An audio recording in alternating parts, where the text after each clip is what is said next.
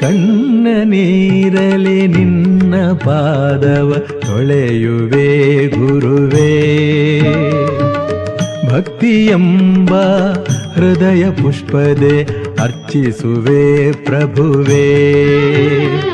ಕಣ್ಣ ನೀರಲಿ ನಿನ್ನ ಪಾದವ ತೊಳೆಯುವೆ ಗುರುವೇ. ಭಕ್ತಿಯೆಂಬ ಹೃದಯ ಪುಷ್ಪದೆ ಅರ್ಚಿಸುವೆ ಪ್ರಭುವೇ.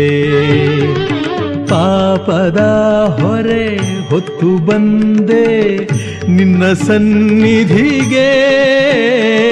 ಪಾಪದ ಹೊರೆ ಹೊತ್ತು ಬಂದೆ ನಿನ್ನ ಸನ್ನಿಧಿಗೆ.